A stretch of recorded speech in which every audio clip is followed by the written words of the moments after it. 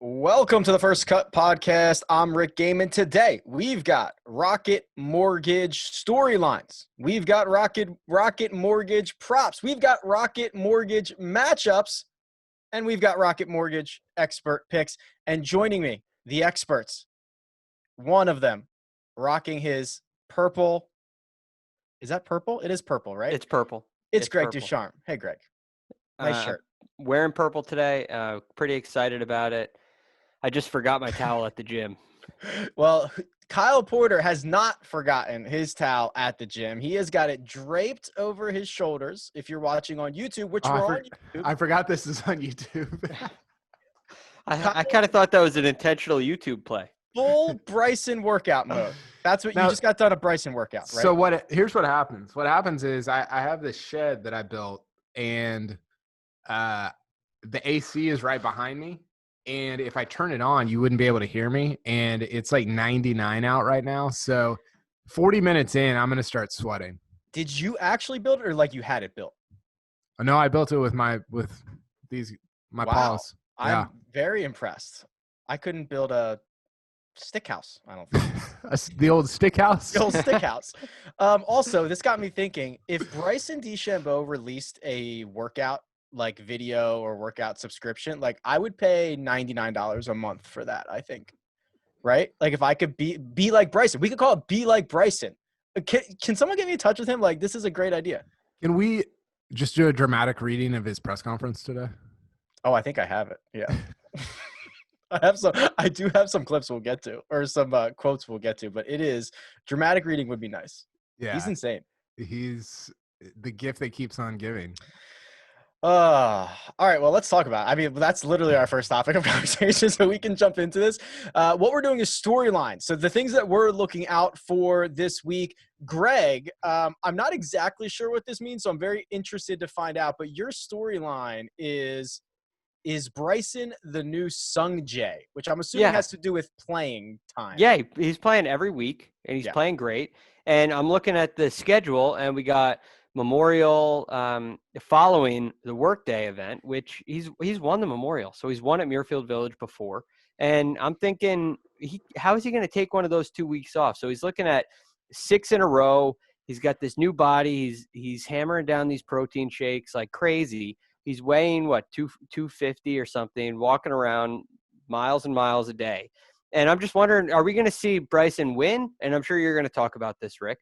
Are we going to see him win, or are we going to see a decline from fatigue? I am really surprised that he's playing this week, considering Muirfield is the next 2 weeks afterwards. So I'm really looking forward to see if Bryson can continue to shoot 65 every time he plays, or if we kind of see a bad round, a bad tournament, which we haven't yet. How often do guys that don't have to play 6 weeks in a row?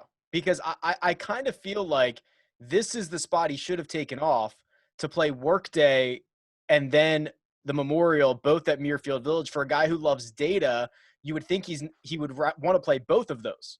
Like it's very rare that you see 6 weeks in a row. Webb Simpson played a lot in a row last year towards the end of the year, but he took off a long layoff beforehand. I guess Bryson has too. So I concede that point as well. It happens, but it's very rare. And it's one of the biggest advantages when you win on the PGA Tour for the very first time. You win on tour for the first time, you get to choose your schedule. That means you get to take weeks off. You get to rest when you need to rest.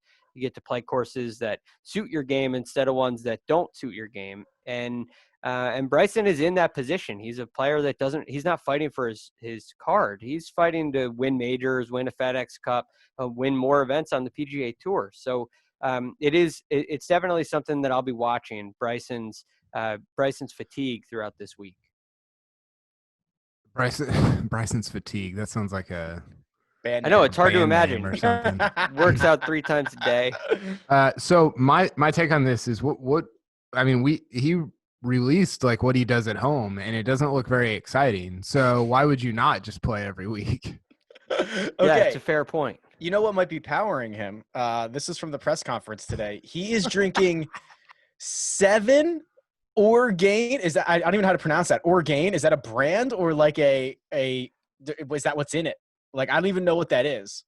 7 protein shakes every single day. And the quote, luckily, I like the taste of those shakes, so I can consume them pretty easily. He's got to be their new spokesperson. So I'm looking up what they've got different flavors. They've got 4 different flavors here. So we've got so that's a brand. We got creamy chocolate fudge. We got sweet vanilla bean. We have iced cafe mocha, and strawberries and cream. All of those sound like I just want to die. Like I would not make it through a round of golf after drinking one. It reminds me of the Anchorman quote of milk was a bad choice. Yeah, like, hey, caddy, could you toss me the strawberries and cream shake in the middle of my round? What is that? I kid you not. These are a little available. Warm from. These are available at Target, and they're in the same aisle as Ensure. So, like, that's what we're dealing with at the moment. This guy's out of his mind. This is great, though. Yeah. See, that's the thing about my storyline is it's just continuing this Bryson show, right? We're watching the show. We get it week after week after week. So I am wondering, is he going to wear out or is he not? And I'm also I can't wait to see what he does. Did you like the flex where he said regarding Donald Ross, I think there's a lot of bunkers that are around 290. So hopefully I'll be able to clear those and take those out of play. And then he followed that up by saying, so sorry, Mr. Ross, but you know, it is what it is. Okay. Here's my thing with this. Like I got some feedback from people that think that I or other people on Twitter are like fat shaming Bryson. That's not it. I land more on the side of like, I mean, the weight gain is, I think it's actually like smart. Like I'm not trying, that hasn't been like my position.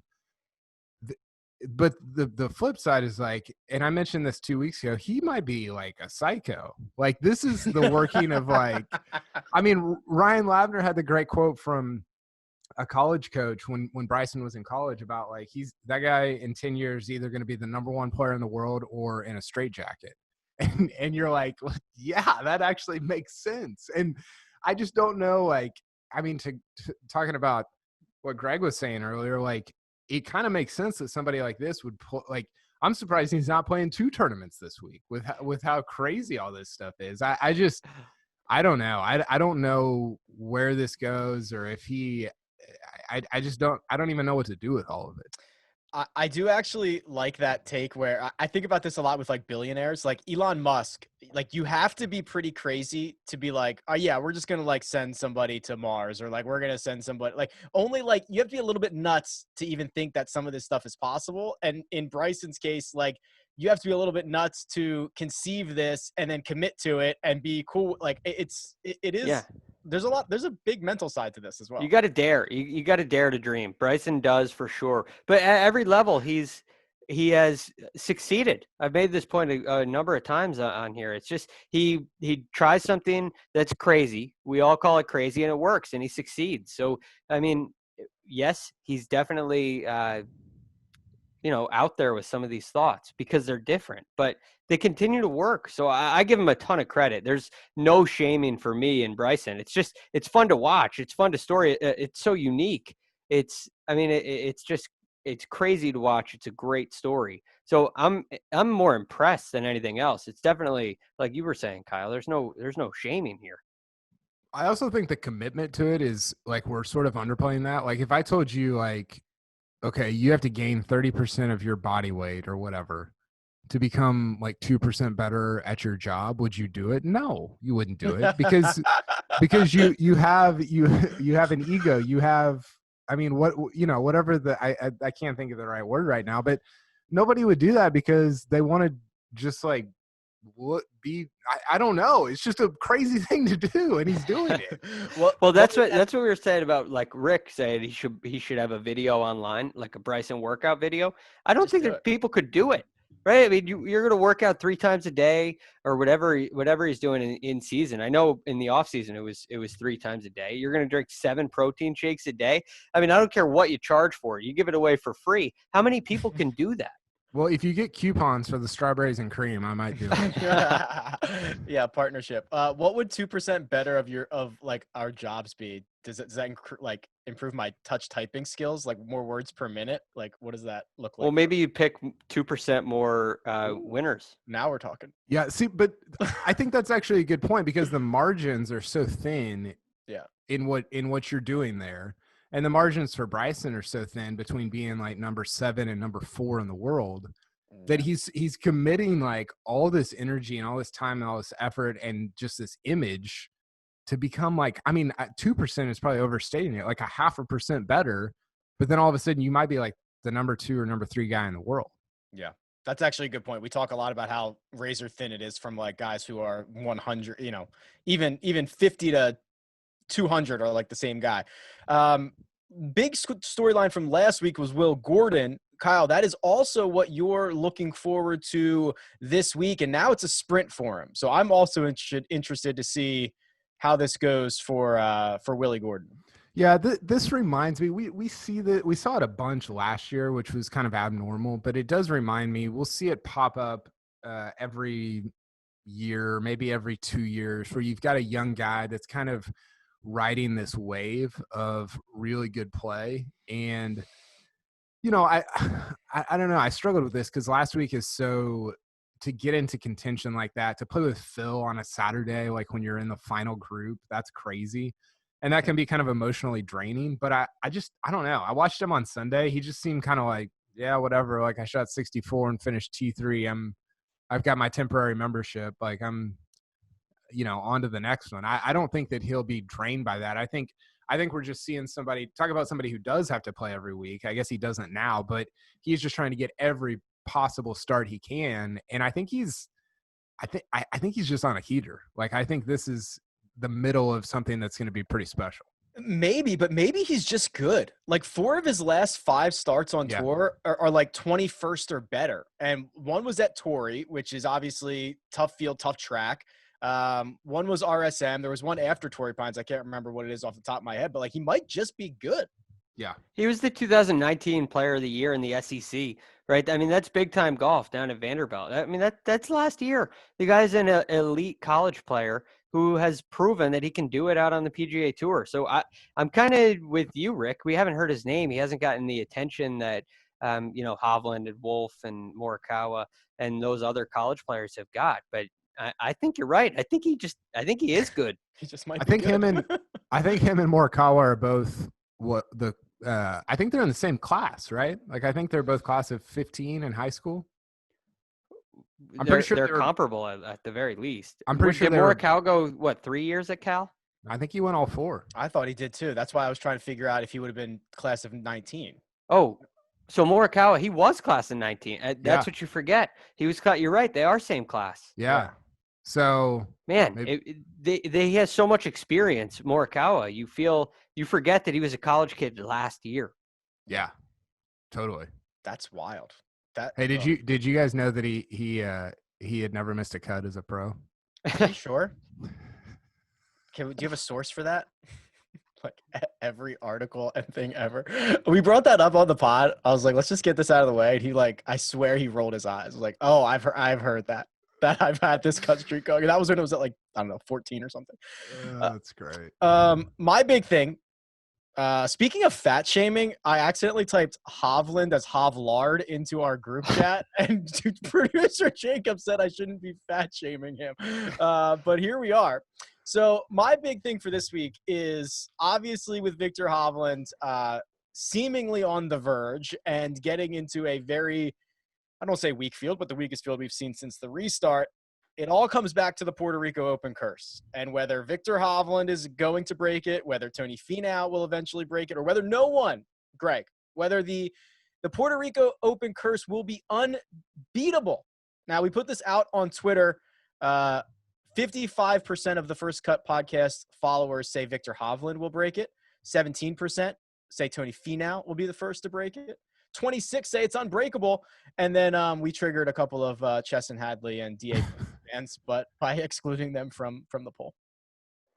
So one, I'm definitely a Chesson Hadley fan. Yeah, you're one of them. Yeah. Yeah. I'm a big fan. He's awesome. He's what the PGA Tour needs. He's got some personality. I mean, he's got to start playing a little bit better for sure, but he is a good player. and he's a cool guy. He's a great guy. But anyway, on the Puerto Rico Open thing, I'm surprised that 26% say unbreakable. I mean, you got Tony Finau and Viktor Hovland. These are top players who have won. I have to imagine one of those two guys is going to break the curse. But the more events pass, the curse, it carries more weight. Hovland's going to get like 400 cracks at this. Like, he's got to do it. Like, I know, but there's a point in time where all of a sudden, like, if you're like Sergio Garcia, right, and you have this major championship monkey on your back, it weighs on you. The pressure builds and builds and builds. And Sergio basically has to take a year off and play soccer, and then when he comes back, he's able to win a green jacket. So there's like the longer it goes, the longer the streak lives. Just like Colin Morikawa faces, the more pressure builds. And so if you're I don't know how much traction it'll get in the media. We'll continue to talk about it because it's fun to talk about, but it's very interesting. And if it's not the curse, it's just why hasn't he won yet? Where's this next win going to come from? He's so good. Why hasn't he won? Tony Finau's starting to get a little bit of that. So I don't know. I mean, there's a guy on Twitter who wrote a song about Tony Finau. When will Tony Finau win again? I can't think of the guy's name. Is it the guy who does Arnie's Army and everything else on PGA Tour radio? Oh. No. This is a piano song. It's hysterical. Honestly, I got to try to find it. I can't think of the guy's name. Now you have to. Now we got to hear it. Yeah. Oh, I think I remember this. Yeah. I think I remember this. Okay, so it's a great piano. Here's I love Greg on just going deep on Twitter music. Let's get a piano review from Greg. So producer Jacob just posted it in our chat, by the way. Okay, so I think what's interesting is you look at the runners-up at the Puerto Rico Open. The list is crazy, right? So going back to 2008, you got, and these, I won't say the year, I'll just read everybody's name. Jerry Kelly, Bo Van Pelt, Jason Day, Brett Quigley, Chris Blanks, Troy Madison, Ryo Ishikawa, shout out, Jordan Spieth, Fabian Gomez, Danny Lee, Sam Saunders, Tim Petrovic, John Curran, Emiliano Grillo, Steve Marino, Retief Goosen, Bryson, Johnson Wagner, Daniel Berger, Aaron Baddeley, Roger Sloan, Josh Teeter. So you got Berger, you got 3-time winner, you got Spieth, 11-time winner, you got Jason Day, 13-time winner, 12-time winner, whatever he is. So you've got all these guys that are like, I mean, Retief Goosen won, 2 majors, 3 majors. What do you have, 34 wins or something? And it's crazy that like they all finish runner-up, but then nobody, the Martin Trainers and the Derek Lameleys of the world. Who's Derek Lamely? He won the 2010 Puerto Rico Open presented by Banco Popular. That company's out of business now, I think. I don't know. Maybe it's Banco Popular. I don't know what it is. I like the first one. Here's the best way to end this Puerto Rico Open thing is that I've been talking about this for like 3 weeks, and I've been saying every single time the only guy to ever win again was Michael Thompson when he won the Puerto Rico Open again. It wasn't even Michael Thompson; it was Michael Bradley. I've been saying the wrong name for like 3 weeks, and no one corrected me because no one noticed or cared. Wasn't Michael Bradley on the 2012 the U.S. World Cup team? I can click his wiki. Not that Michael Bradley. Not that Mike. I don't know. No, maybe Michael Bradley. Oh, do you know where Michael Bradley went to college? Oklahoma State. No. Yeah. Did he? Yeah. Michael Bradley, the golfer, went to Oklahoma State. He's 53. Oh yeah. He won the Puerto Rico Open in twice in 2011. Wow. See, this is why you go down a Puerto Rico Open rabbit hole, because it all works out. Real quick, before we take a break, you know what we did not even talk about? There is a Wednesday match.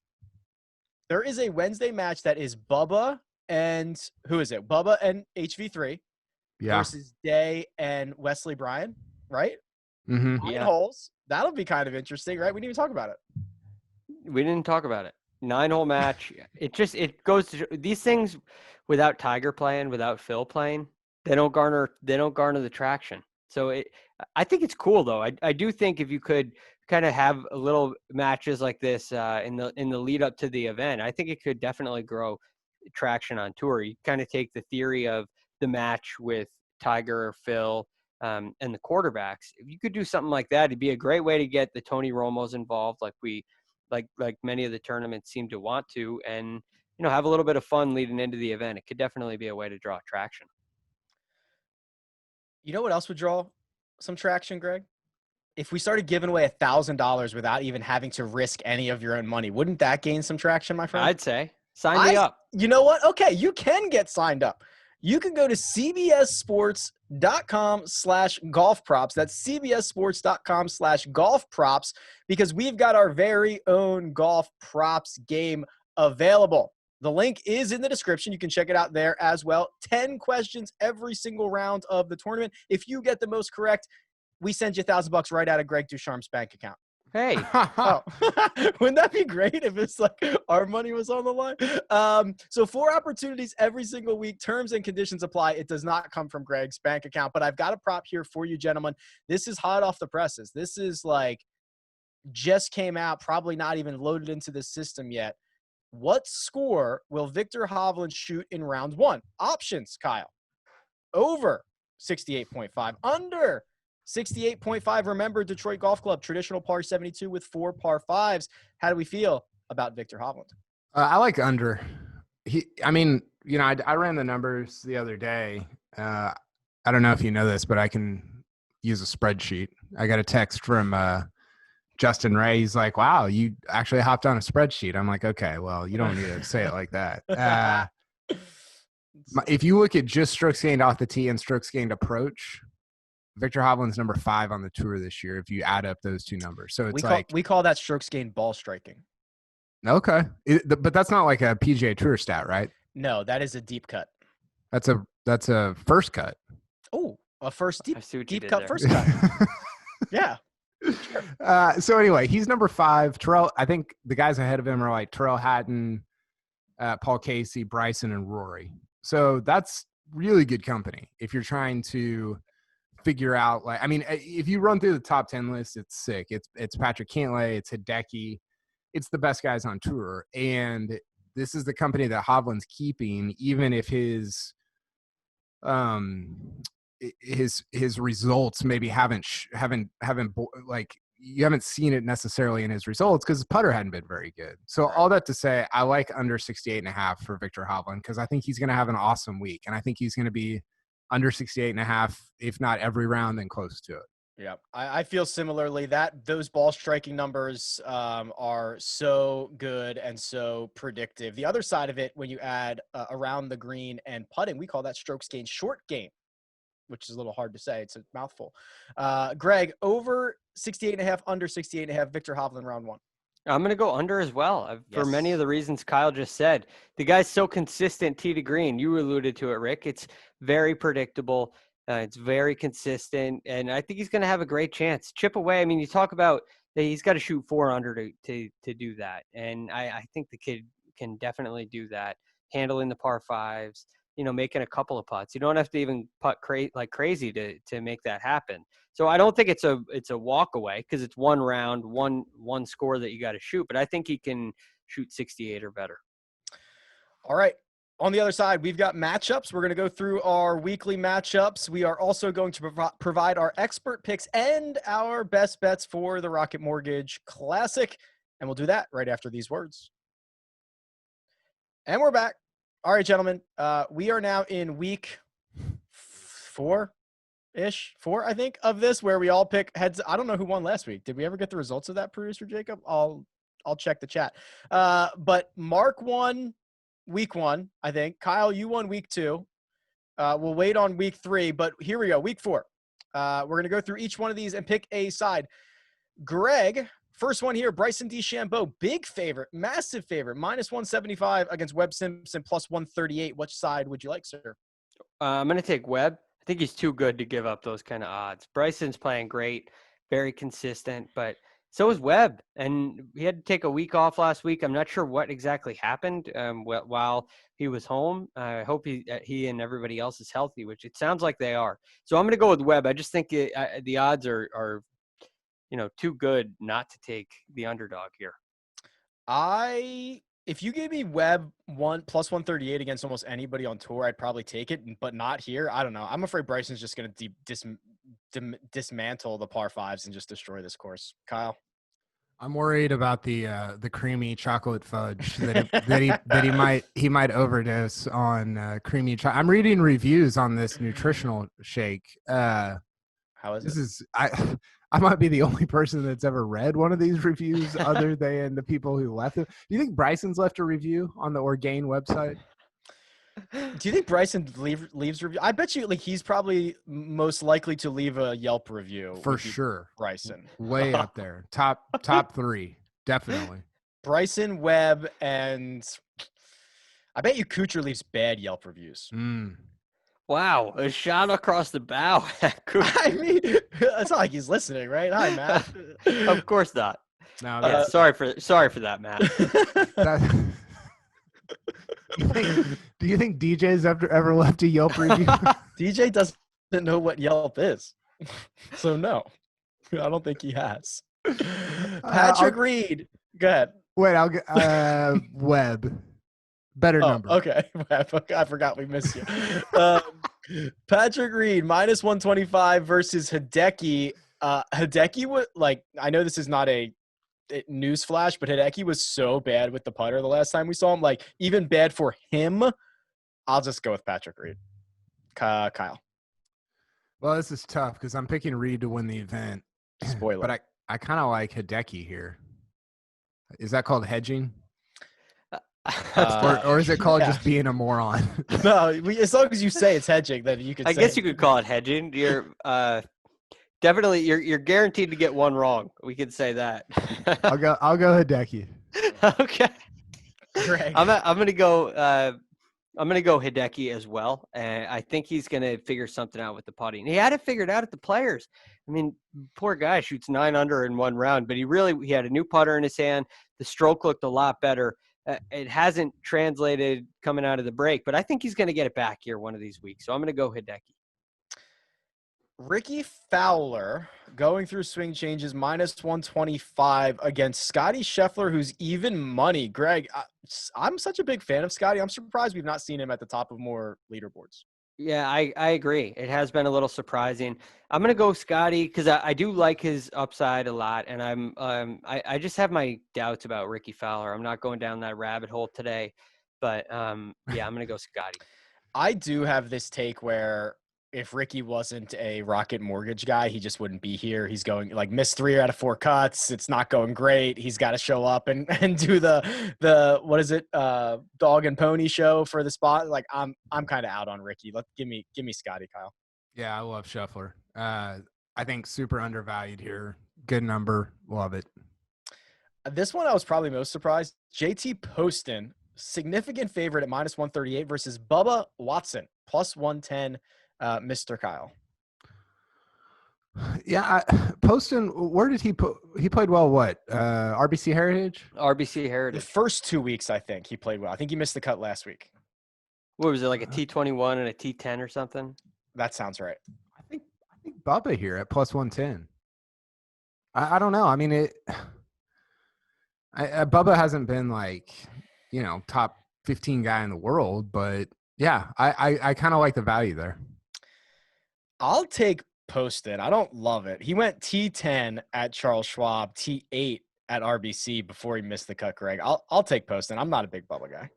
Yeah, I'm going to take Poston as well. Not a Bubba course. Rick, we talked about this a little bit with Jordan Spieth yesterday.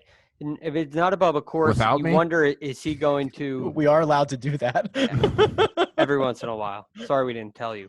But yeah, it was you wonder if he's going to give it. It doesn't always feel like he's going to give it your all. If it's not going his way, he doesn't like the course. He can get into some attitudes where he seems like he's complaining a lot. I'm not saying he's not trying, but you get the sense that he's not, grinding the way some of these other guys do. So I'm going to take Poston, but I don't like this one at all.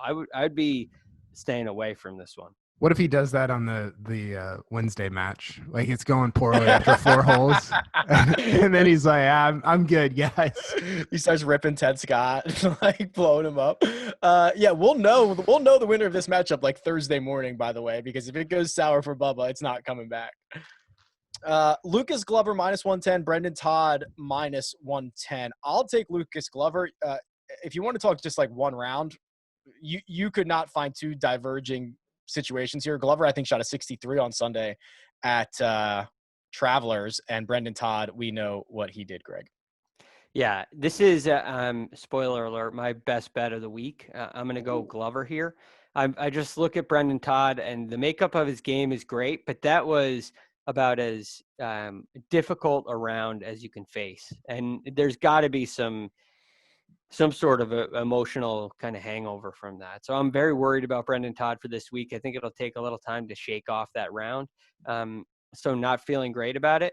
And, you know, I like Glover a lot. That's probably why it's my best bet. I really think Glover's going to have a good week. So I'm going to go Lucas Glover here. Yeah, Wow. same.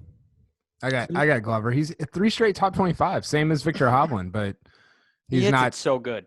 Yeah, I mean, just flushes it, just lights out. So yeah, I like him here. Clean sweep for the glove. Will Gordon -110 versus Maverick McNeely -110. Kyle, I believe I know where you're going here. Yeah, I like Gordon. McNeely might be part of that 15 class as well. There's some I feel like that might be one that we look back on like 11, the JT and Spieth one and Berger, and it's like, wow, that was unbelievable. But yeah, I like Will Gordon. I'm gonna agree with that. I like Will Gordon here. I think he's really good, and I think we're gonna start to get to know him over the coming weeks. I was trying to find out what year he graduated. I think you're right. I will make it a clean sweep of Will Gordon. I like how, a little hungry guy. Go out there, win some money, Will. Let's do it. Doc Redman -110 versus Brandt Snedeker -110. Talk about two different situations here. Doc Redman has been if you only want to look at the last 7 rounds on tour, Doc Redman has been like the best player on the tour, tee to green. Brandt Snedeker, on the other hand, relied on 5 strokes gained last week. I think he lost like 6 on approach.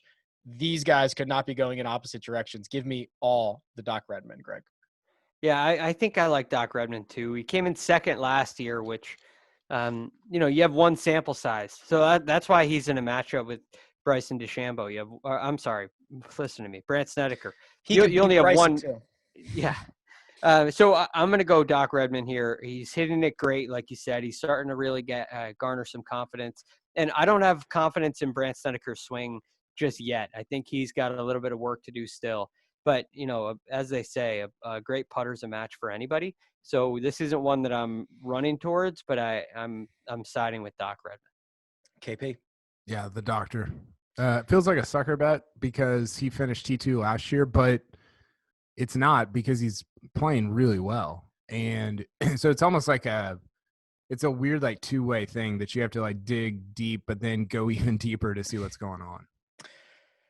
This one's really interesting. Kurt Kitayama, who Monday qualified, and we didn't get a chance to talk about this, Greg, because he wasn't even in the field when we did the DFS preview. Yeah, he's high price point. He's right? $8,100 on DraftKings. That has got to be the highest price for a Monday qualifier ever. And he's going up against Rory Sabatini in this matchup. Both of them -110. Do you like a side?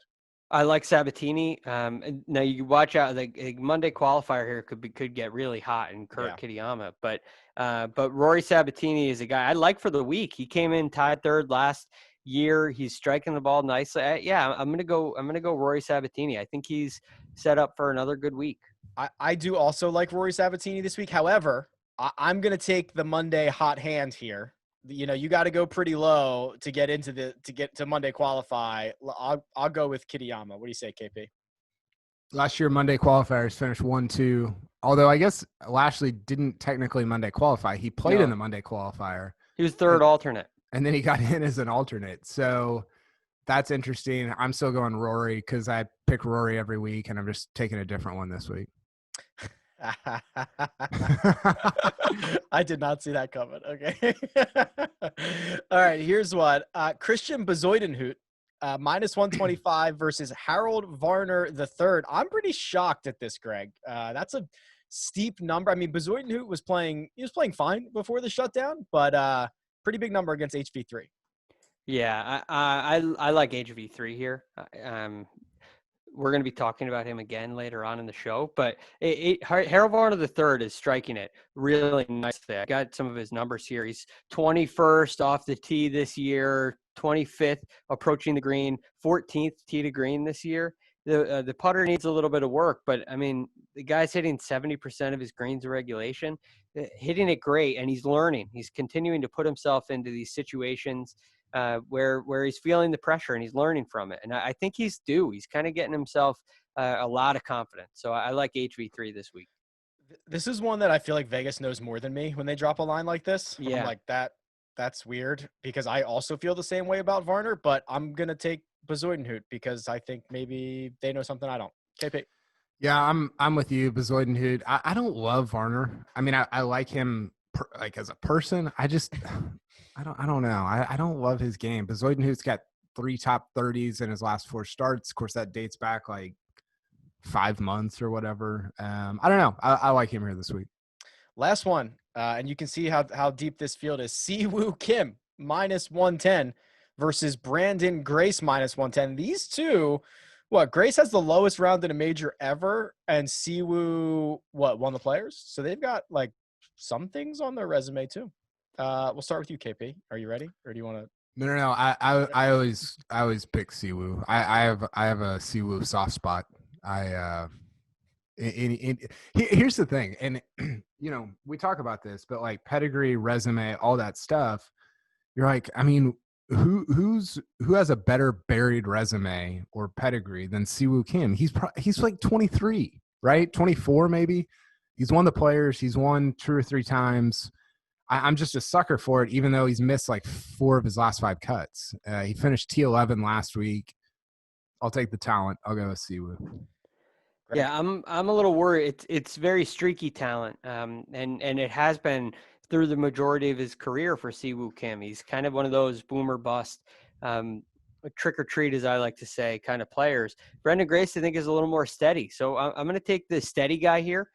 But Siwoo he could prove you wrong. He's the kind of guy that the talent KP's mentioning there. He could win the tournament, and you'd be surprised coming in based on his form, but not based on his abilities.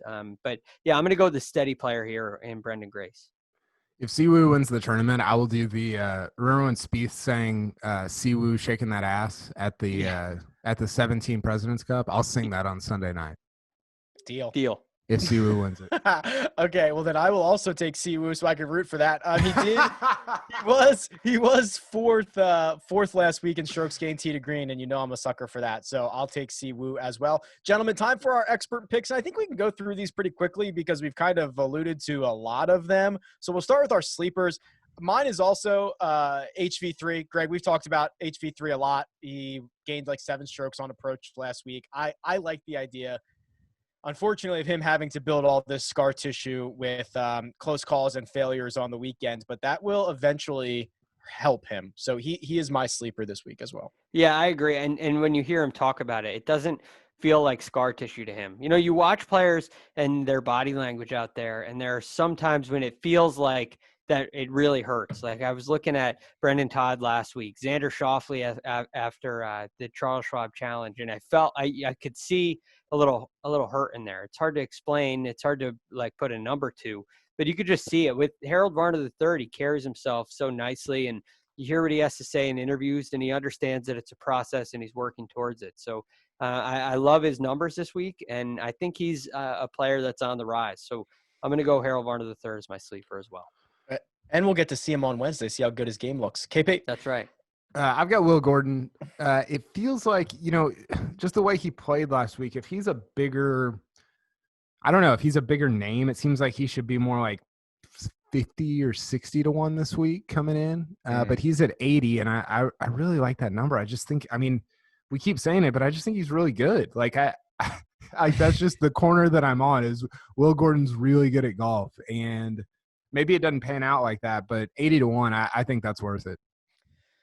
Top 10 pick. I usually go deeper here and find somebody like 6.5, 10-1, something like that. I'm just going with Bryson. I mean, if we usually call this top 10 lock, and if you want to lock it up, I mean, Bryson has done nothing but top 10s, and I don't know how that stops this week in a weaker field, Greg. Yeah, I understand your point. I almost went the same way as you. But I just wonder, is this going to go? I feel like we're kind of at a crossroads here, where for Bryson, he's going to have a great week and win, or he's going to have a not so great week, and it'll be, probably a T20 is probably his floor right now. So I don't know where he's going to go. I'm going to go Viktor Hovland. I think Viktor Hovland's on the rise. We talked about his tee to green play, so we don't need to spend too much time on it, but I think he's fixing for a real good week. Yeah, I agree. I wanted to pick Hovland to win. I saw that Rick picked him, and I didn't want to just copy Rick, which I usually end up doing anyway. But Hovland's lost a lot of strokes on the greens in 2 of the last 3 weeks. And in the week he gained strokes, it was like 0.003. I mean, it was just it was like right at field average. And yet his spot on the leaderboard continues to improve. He goes from T23 to T18 to T11 last week, and he was terrible putting last week. He was so bad with the putter. I really, really like him this week as not only a top 10 guy, but potentially to win.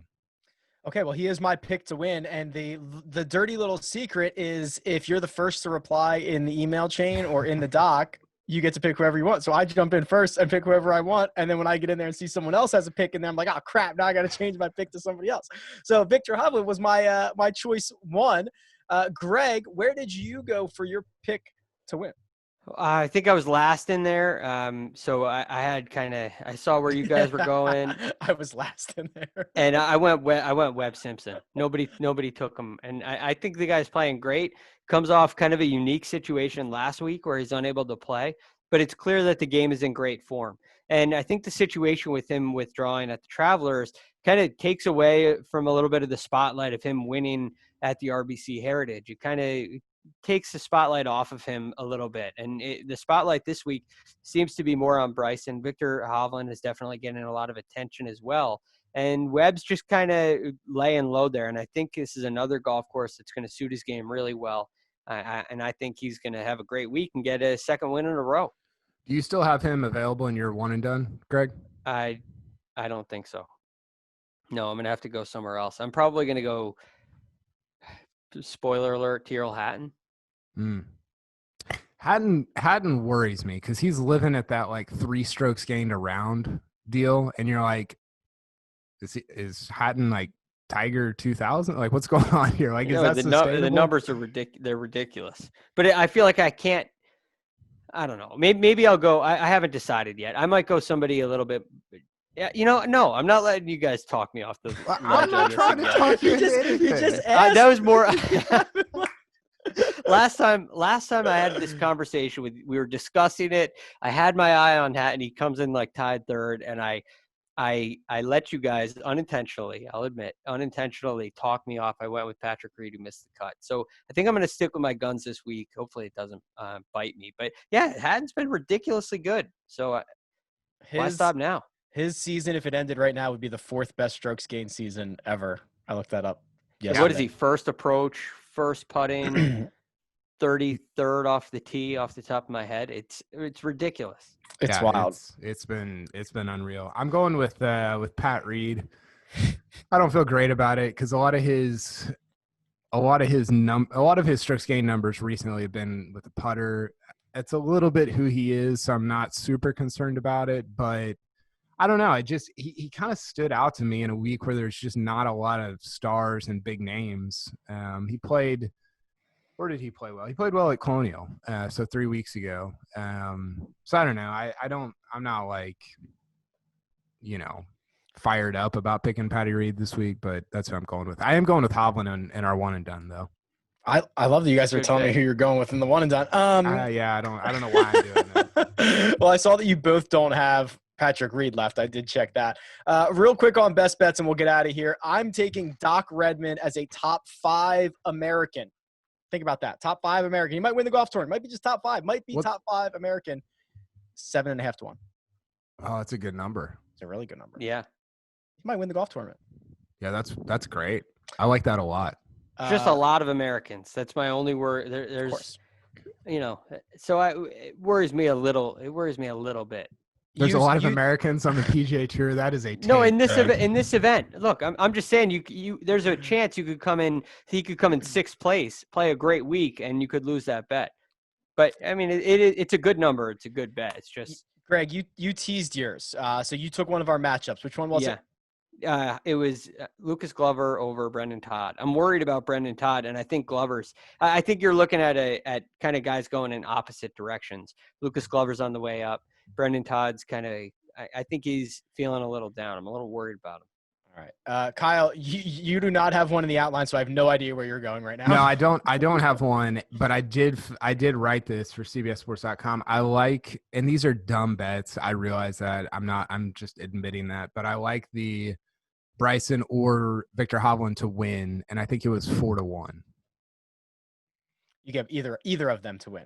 Yeah, you get either one of. That's like doing like a 18 parlay in college football, isn't it? Or you could do. I saw you can do exact placing, like Bryson 1, Hovland 2, and it's like 90 to 1 or something like that. Wow, I kind of like that. So like the opposite, where you either get both of them or you have to pick the exacta. Real quick, can I give a shout out to my favorite group I've ever seen in a PGA Tour event? Sure. Yeah. Matthew Wolf, CT Pan, the bread man, and Vijay Singh are all in a group together. Wow. That's incredible. That's got everything. That is pretty wild, actually. There was one. So the Hovland group's great. It's Hovland. Oh, man, I just had it. Who's he playing with? Oh, I saw it. It's so good. Hold on, I have it right While here. you're looking it up, Vijay is 35 years older than Matthew Wolf. That's wild. That's insane. Viktor Hovland, HV3, Wes Bryan, baby. Wes Bryan's there you back. Go. What a great dark horse this week. So is Matthew Wolf. Do you think Hovland will be the longest guy in that group or no? Yeah. That's a joke. That's a joke. I do, because I think I'm longer than Wes Bryan. I had it like 240. You might be longer than HV too. Oh, man. All right. I haven't played in a while. I've been in quarantine. All right, gentlemen. That'll do it. This episode of the First Cut Rocket Mortgage preview. Don't forget, you can check out the Rocket Mortgage this week on CBS at 3 o'clock Eastern. Watch on CBSSports.com, the CBS Sports app, or through all of your connected devices. Let me thank Greg Ducharme. You can find him on Twitter at TheRealGFD. Let me thank Kyle Porter. You can find him on Twitter at Kyle Porter CBS. I'm Rick Gehman. You can find me on Twitter at Rick Run Good. This has been The First Cut. We'll catch you next time.